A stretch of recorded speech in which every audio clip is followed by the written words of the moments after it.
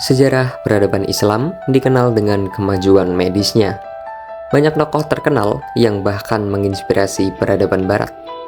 Pada masa abad pertengahan, orang Eropa yang kaya akan kekayaan memilih berobat di negeri-negeri Islam saking majunya ilmu kesehatan di sana. Ilmu kesehatan dan keperawatan berkembang di peradaban Islam sejak awal penyebarannya. Sejarah mencatat ahli kedokteran dan perawat pertama di peradaban Islam bernama Rufaidah al-Aslamiyah.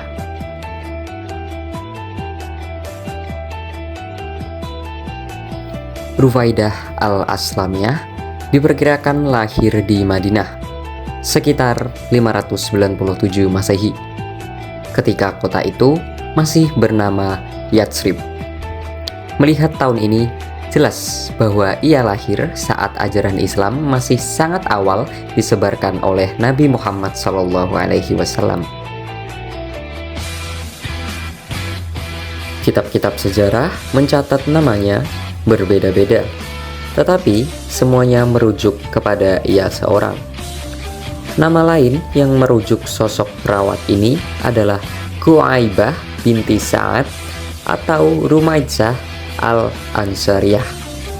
Namun dari data yang ada, nama yang umum dikenal adalah Rufaidah.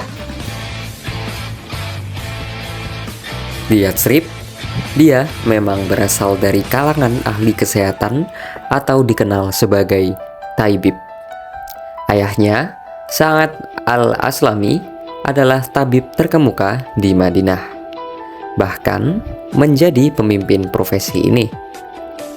Nama ayahnya ini terdengar di seluruh Jazirah Arab. Penduduk Arab saat itu menyebut Sa'ad al-Aslami sebagai tabib yang manjur dalam mengobati berbagai penyakit, sebab ia menyematkan doa dan jimat yang diketahuinya. Praktik keperawatan Rufaidah sudah dilakukan bahkan saat usianya masih remaja sebagai asisten ayahnya. Praktik keperawatan Rufaidah mulai dijalankan mandiri saat ia mencapai usia dewasa. Ayahnya telah mewariskan praktik keperawatan dasar masyarakat Arab dan kemudian dikembangkan ketika periode Islam di Madinah.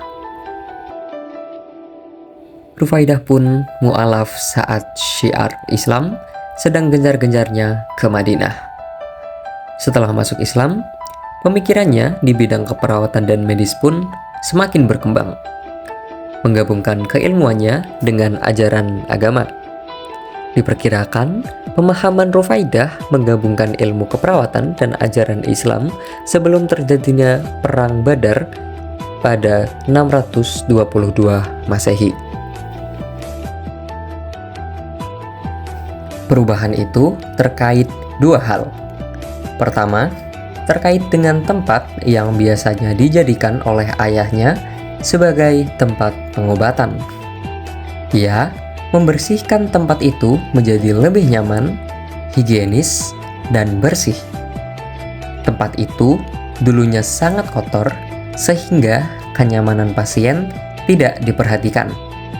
Namun, semenjak Rufaidah masuk ke dalam Islam dan menggabungkan ilmu keperawatan, tempat itu menjadi lebih bersih, nyaman, dan higienis. Hal itu dilakukan karena merupakan anjuran dari Nabi Muhammad, sebab dalam dakwahnya Islam mengutamakan kebersihan. Setelah itu, Rufaidah menghilangkan jampi-jampi dan jimat untuk mengobati pasien, sebagaimana yang dilakukan ayahnya. Karena risiko penggunaan ini sama dengan menyekutukan Tuhan dalam ajaran Islam, ia pun menggantinya dengan doa, sholawat, dan ajaran Islam. Terkenalnya Rufaidah dan latar belakang keluarganya sebagai ahli kesehatan membuatnya sebagai perawat yang diandalkan oleh peradaban Islam di Madinah. Dia dipercaya untuk menangani korban terluka akibat peperangan. Di waktu yang damai, ia juga terlibat dalam aktivitas sosial di Madinah. Rufaidah mungkin juga adalah perawat yang pertama kali menggunakan tenda darurat, seperti yang dilakukan Palang Merah hari ini. Tenda yang ia gunakan bertujuan untuk merawat tentara Muslim yang tengah berperang. Nabi Muhammad bahkan menurut Abu Ja'far Muhammad bin Jarir At-Tabari memerintahkan para sahabatnya yang terluka untuk segera menuju ke tenda Rufaidah. Di dalam tenda ini dipenuhi para medis perempuan yang terlatih.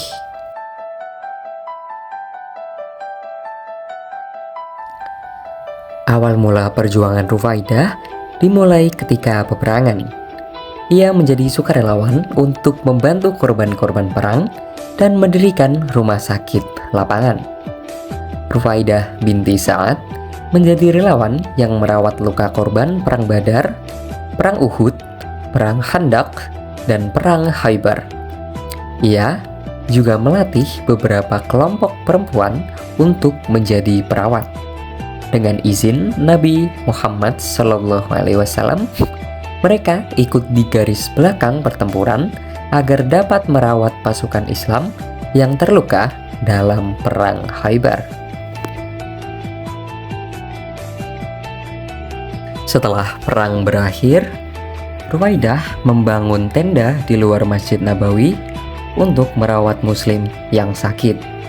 Tenda tersebut kemudian berkembang dan berdiri menjadi rumah sakit lapangan yang terkenal saat perang.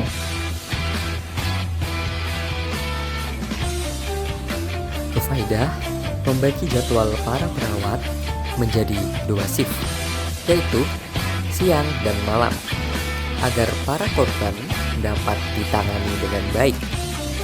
Gagasan Rufaidah tersebut dianggap sebagai pelopor adanya pembagian shift yang berlaku seperti di rumah sakit sekarang ini. Dalam melakukan tugasnya, Rufaidah dibantu oleh perawat wanita lainnya. Mereka adalah Ummu Atiyah, Ummu Sulaim, Hamnah binti Jahsy, Laila Al-Ghifariyah, Ummu Aiman, dan Rubai binti Muawith. Pada suatu kala, ketika pelipis mata saat terluka ketika perang Khandaq, Nabi Muhammad SAW menyuruh orang-orang untuk membawanya ke Rufaidah. Rufaidah terus memantau kesembuhan Sa'ad. Atas jasanya itu, Nabi Muhammad SAW memberinya sebagian dari ghanimah atau harta rampasan perang, sama seperti bagian laki-laki. Tak hanya ketika perang terjadi, pengabdian Rufaidah juga dilakukan di luar perang. Ia membuka klinik gratis untuk orang yang membutuhkan pengobatan. Rufaidah juga mengajarkan pengalaman klinis kepada perawat lain yang dilatih dan bekerja dengannya.